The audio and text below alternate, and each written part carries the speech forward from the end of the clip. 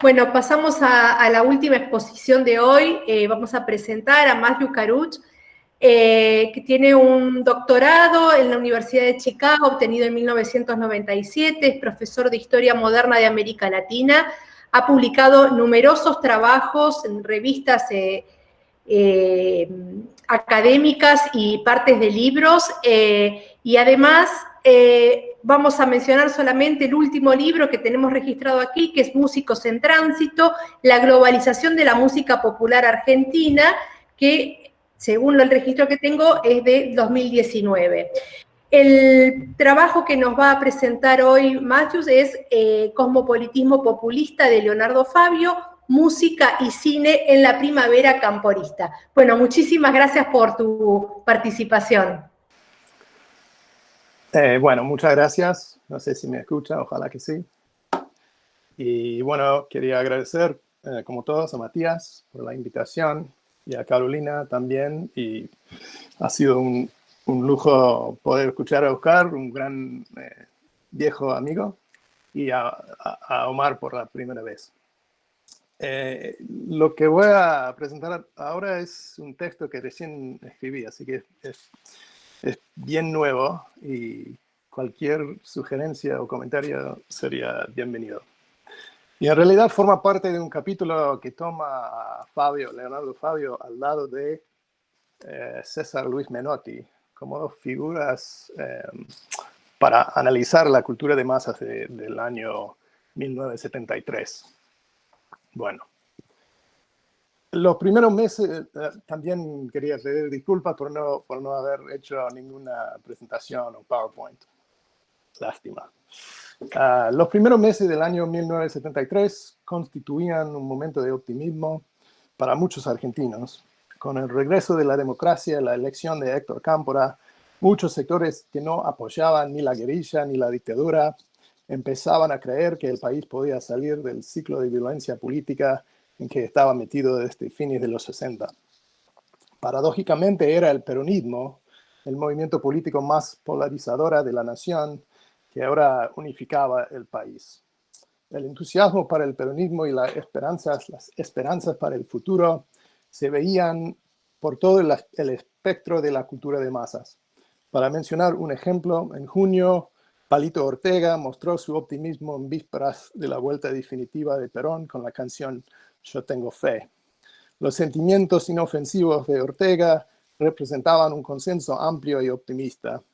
Quizás la vuelta de Perón y la restauración de la democracia pudiera curar las heridas de la nación. Juan Moreira, la película de Leonardo Fabio, que se estrenó un día antes de la inauguración de Cámpora, es un texto clave para descifrar el rol de la cultura de masas en esta breve experiencia de la unidad nacional.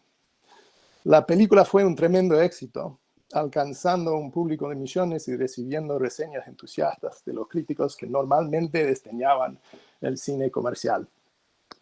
Aunque Fabio era un peronista conocido, el atractivo de la película cruzó las fronteras políticas y de clase. Su capacidad de hacerlo fue un producto de la trayectoria particular de Fabio como artista y personalidad. Fabio era un director prestigioso del cine de autor cuando cambió de carrera en 1968, transformándose de repente en un cantante de baladas románticas y comerciales. Ya que había tenido éxito en esferas culturales tanto cultas como populares, Fabio estaba muy bien posicionado para atraer a un público amplio y diverso. De todos modos, el éxito comercial de Juan Moreira se debía también a su sensibilidad estética. En su carrera musical, Fabio había creado un estilo que conciliaba los gustos de los sectores populares argentinos con la modernidad cosmopolita. Podemos llamar ese estilo cosmopolitismo populista, ya que por un lado apuntaba a satisfacer el deseo de estar en sincronía con la modernidad global y por el otro localizaba la autenticidad nacional en la cultura plebeya. En Juan Moreira, Fabio llevó ese estilo al cine. La película construyó un puente entre la cultura popular local y las formas populares de la cultura comercial transnacional. Estas aspiraciones a la modernidad cosmopolita, en conjunto con los antecedentes prestigiosos de Fabio, atenuaron la amenaza que planteaba su afiliación explícita con la cultura plebeya y contribuyó a que la película lograra un atractivo poderoso. Sin embargo, la unidad y el optimismo de 1973 resultaron efímeros. El atractivo mayoritario del cosmopolitismo populista se debía en parte a su ambigüedad ideológica. Juan Moreira fue un texto polisémico que permitía lecturas múltiples, creando así una unidad inestable que no pudo ofrecer una ruta de escape desde la violencia y la polarización ideológica de la Guerra Fría argentina. Mucho antes de hacer su versión tan exitosa de Juan Moreira, Leonardo Fabio había acumulado un capital cultural importante durante una década de trabajo en el ámbito de cine sofisticado. Fabio empezó como discípulo de Leopoldo Torre Nilsson, el principal referente argentino del cine de autor y un símbolo de la modernización cosmopolita y antiperonista. A Fabio se le asociaba con la afinidad europea y el elitismo cultural de su maestro, sino con sus opiniones políticas. Después de actuar en 5 películas de Torre Nilsson, Fabio pudo emprender su carrera como director en 1965, haciendo 3 películas en 4 años: Crónica de un niño solo, el romance de Aniceto y la Francisca y El dependiente. Con esas 3 obras en blanco y negro, Fabio se convirtió en un destacado director de cine intelectual y prestigioso. Pero en vez de examinar la vida interna de la burguesía como hacía Torre Nilsson, Fabio aplicaba el lirismo de su maestro a las vidas de los pobres y los marginales. Estas películas no ofrecen un mensaje político muy claro, pero sí toman muy en serio las vidas de los pobres. Fabio era un cineasta con un estilo ambicioso y cosmopolita, y lo festejaron los críticos argentinos. Cuando se estrenó El Dependiente en enero de 69, Fabio ya se había lanzado en una nueva carrera profesional. En 1968 grabó 3 singles y un álbum entero para la CBS y empezó a cantar en público en septiembre de ese año. Para enero ya había vendido 750,000 discos y cantado muchas veces en programas de televisión. Por el tipo de música que cantaba, su nueva carrera significaba un cambio profundo de las pretensiones artísticas de su trayectoria cinemática. El director de cine sofisticado y prestigioso se había convertido en un especialista en la música vulgar, conocida como balada. Dejando el mundo prestigioso del cine de autor para el ambiente menos selecto de la música comercial, Fabio en efecto cambió una forma del cosmopolitismo para otra. Mientras su cine se basaba en las obras de Fellini y Buñuel, su carrera de cantante lo metió dentro de otro campo cultural igualmente transnacional. Durante los 60, la llegada del rock and roll y la apariencia del mercado juvenil había transformado el campo de la cultura comercial en la Argentina. Las empresas multinacionales promocionaban agresivamente a cantantes jóvenes que pudieran ofrecer versiones eficaces en español de los estilos modernos. La llamada nueva ola era un fenómeno transnacional. Las multinacionales comercializaban a sus estrellas por todo el mundo hispanohablante para así construir un mercado latinoamericano unificado. Más aún, desde su inicio, la nueva ola presentó al rock and roll al lado de la cumbia y el bolero del Caribe y las canciones pop españolas e italianas. Para fines de los 60, las estrellas más grandes del movimiento habían incorporado tales influencias para crear la balada, un género nuevo de canción romántica que rápidamente llegó a dominar el mercado latinoamericano de música popular. Cantantes como Sandro y Palito Ortega les daban a sus fanáticos una experiencia de la modernidad cosmopolita, una oportunidad de consumir un producto cultural de moda que resonaba mucho más allá de las fronteras de la nación. Pero a la vez, esos cantantes enfrentaban el menosprecio de algunos consumidores cuya idea del cosmopolitismo significaba un diálogo con el arte sofisticado de Europa y los Estados Unidos. Para estos argentinos, la nueva ola y la balada eran géneros vergonzosos o mersas. Como un baladista guapo con un público mayoritariamente juvenil y femenino, Fabio tenía mucho en común con Sandro y Palito Ortega, pero se distinguía de sus competidores por la preocupación por la injusticia social que trajo consigo de su carrera cinemática. Aunque para sus letras generalmente favoreció los temas románticos, en las entrevistas y en sus comentarios desde el escenario solía expresar una preocupación para los pobres. Para algunos periodistas, esas demostraciones eran meros gestos simbólicos que apuntaban a aumentar su atractivo popular. Bajo el título Fabiofobia o Fabiofilia, gente publicó un debate entre un grupo de jóvenes. Los defensores de Fabio enfatizan su origen humilde y insisten que ofrece algo diferente, que sus letras son profundas y que habla directamente al momento actual. Como respuesta, sus detractores lo describen como un fenómeno prefabricado, creado por una máquina publicitaria, y califican a sus letras como macanitas, cosas para convencer a la gente de medio pelo. Además, denuncian la insinceridad de su progresismo, acusándolo de apoyar a la dictadura. Consciente de este tipo de críticas, Fabio insistió en su propia autenticidad y rechazó a las jerarquías de gusto que plasmaban al campo cultural. Cito: "Si veis mi colección de discos, encontrás todos clásicos, óperas de todo. Perfecto, pero a mí también me gusta Atahualpa Yupanqui, Sandro, Serrat y a veces, cuando me levanto, pongo un disco de Palito Ortega". Fin de cita. Siguiendo una lógica populista impecable, planteó que el pueblo no se equivoca, que el trabajo de las estrellas populares se debe apreciar precisamente por ser popular. Cito: "Porque si no, caemos siempre en el criterio de que el pueblo está equivocado. Estuvo equivocado cuando lo votó a Perón, cuando la quiso a Evita. El pueblo era mersa porque tenía la foto de Evita con una vela". Fin de cita. Para Fabio, esta actitud populista estaba ligada a una forma específica del cosmopolitismo. Defendió a su versión de la balada como un legítimo estilo popular y era universal y auténticamente local a la vez. Cito: "Me interesa recalcar cuánto me gusta la balada, un mensaje popular que viene de lejos. Cada uno le da forma y lo devuelve al pueblo de donde salió. Por eso se acompasa con ritmos musicales difíciles de admitir fronteras.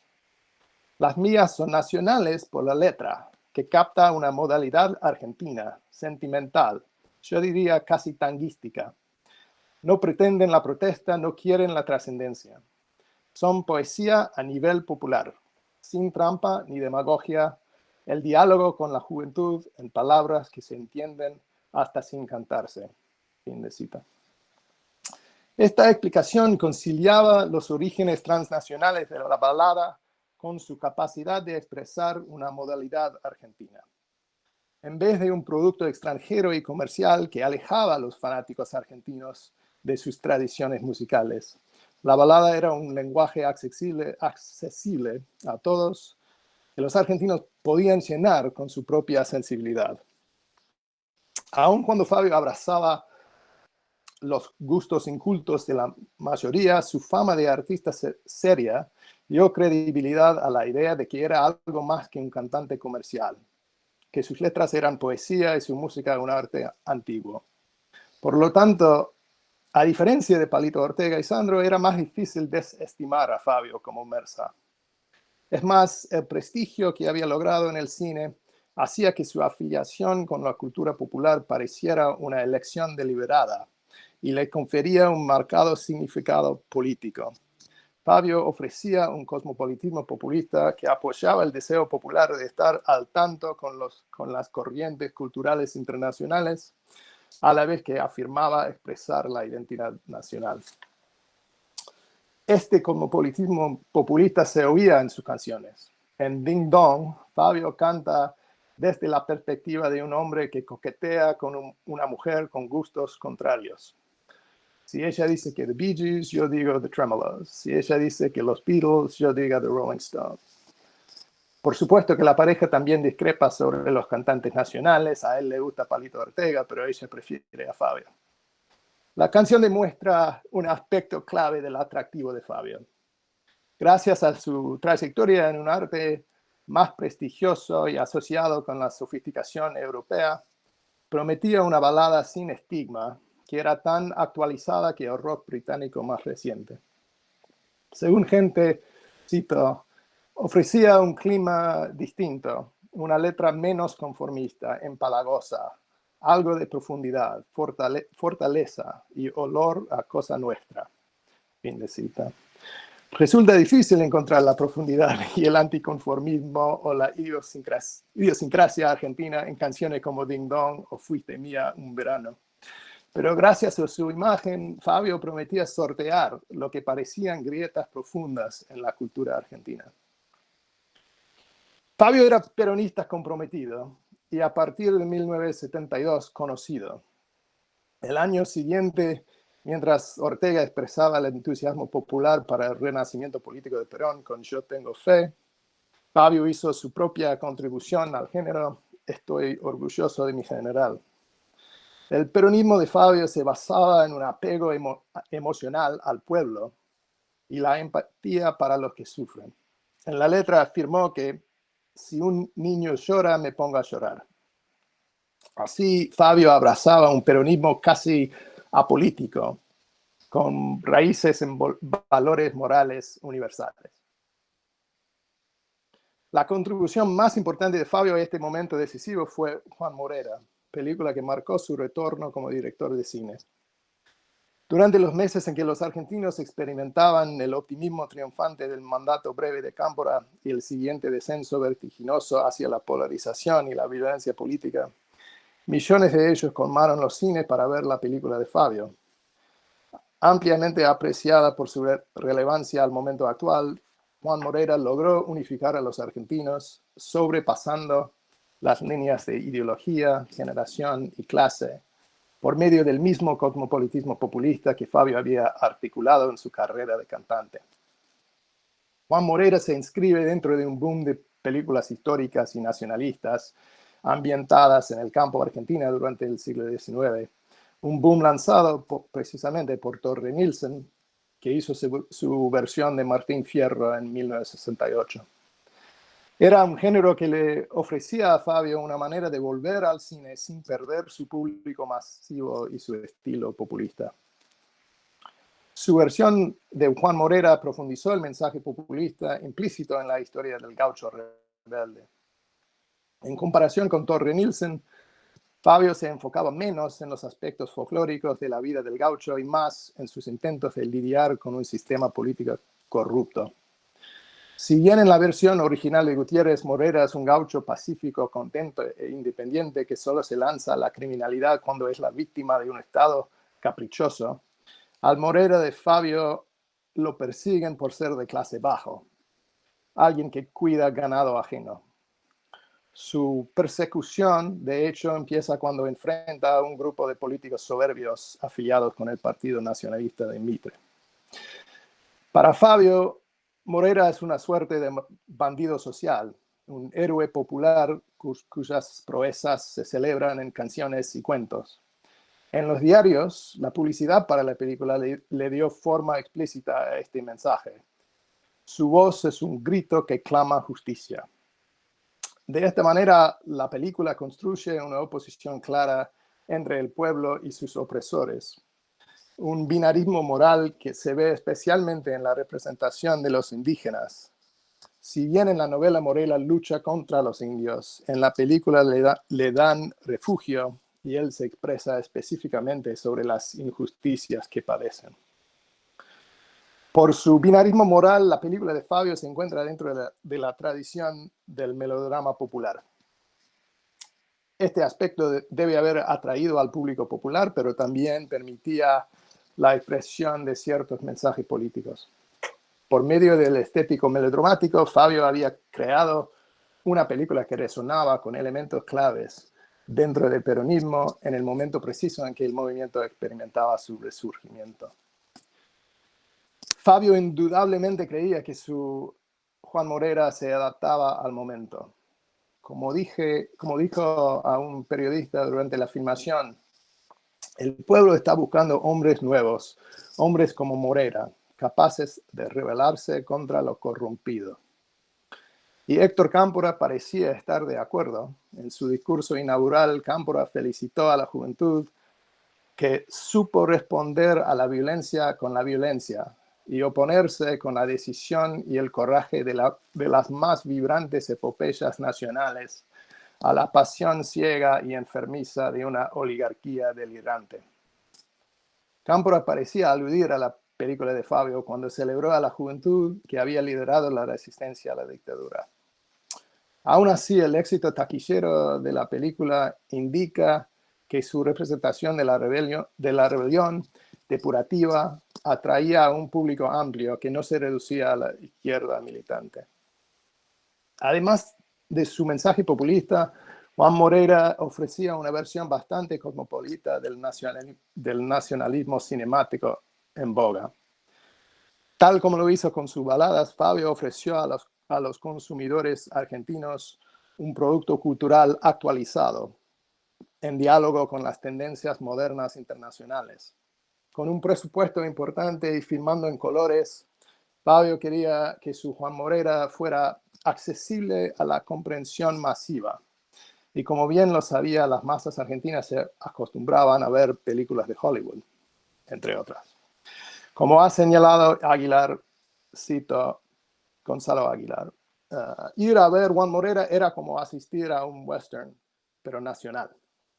Las pulperías de La Pampa se parecían mucho a los saloons del viejo oeste y varias escenas dejaban entrever la influencia clara de los spaghetti westerns de Sergio Leone. La película no solamente ganó un público masivo, sino también cosechó el apoyo de los críticos. Justo cuando asumió la presidencia Cámpora, restaurando la esperanza de muchos de que la Argentina pudiera superar las divisiones sociales y la violencia política, Juan Morera parecía superar la profunda división entre la cultura alta y la cultura baja.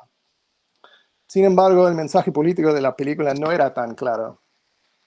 Tanto en la novela como en la película, Morera cambia de bando político y no logra traducir su rebelión en una postura política eficaz. Al contrario, se deja manipular por políticos sin escrúpulos. Por lo tanto, a los intelectuales de la izquierda les costaba encontrar un mensaje político útil en la película. Abelardo Castillo, por ejemplo, creía que la película mostró a Morera como un pobre tipo utilizado por distintas facciones políticas sin saber de qué se trata. Castillo concluyó que el mensaje de la película era confundido. Juan Morera, ¿para qué lado patea? Yo diría que la postura política de Fabio en Juan Morera reflejaba las mismas actitudes que informaban su carrera como cantante. Tal como la balada era un género cosmopolita al que él pudiera imprimir una sensibilidad argentina, la historia del gaucho le ofreció la oportunidad de hacer un western argentino.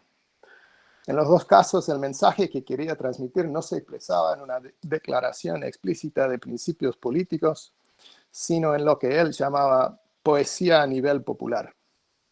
La película celebraba a un héroe popular mientras legitimaba a las preferencias estéticas de las masas. Este gesto populista estaba en sincronía perfecta con su propio peronismo, que él entendió como una expresión de su identificación fundamental con el pueblo. La política de Fabio implicaba una ingenuidad voluntaria, un compromiso con la idea de que el mundo estaba compuesto por un pueblo unido y sus enemigos anónimos. Como resultado de esta actitud, Juan Morera admitía lecturas múltiples. Los militantes de izquierda podían ver la película como una defensa de la violencia política popular, mientras que otras veían en ella solamente un abrazo a una identidad nacional arraigada en la cultura popular. La creencia de Fabio y de muchos argentinos en el poder unificador del peronismo empezó a disparatarse en forma dramática el 20 de junio con la masacre en Ezeiza. A Fabio le había convocado José López Rega para organizar el el espectáculo y se encontró con el micrófono cuando empezaron los tiros. Su participación en el evento habla de su ingenuidad política, ya que parece no haber apreciado la profundidad de la división entre las alas derecha e izquierda del movimiento. Esta ingenuidad le dejó incapaz de analizar los eventos. Cito: "No voy a tomar partido por ninguna de las ramas. Soy peronista y solo reconozco un conductor, que es el general Perón. Es muy triste lo que pasó y no tomo partido por nadie ni cederé a presiones". Para ser justo, Fabio no fue el único al que le costaba entender el conflicto fundamental que destrozaba el peronismo desde adentro. De hecho, ese fue el momento en que esas tensiones latentes entraron en la esfera pública por la primera vez. La masacre de Ezeiza y los siguientes acontecimientos no solamente demostraron el alcance de las rupturas internas dentro del peronismo, también demostraron los límites del cosmopolitismo populista de Leonardo Fabio. Los argentinos seguían disfrutando de su música y de Juan Moreira, pero esas preferencias culturales por sí solas no podían superar las divisiones políticas del país. Y termino ahí. Bueno, muchísimas gracias, Bayo, excelente lo que nos has traído, tu exposición.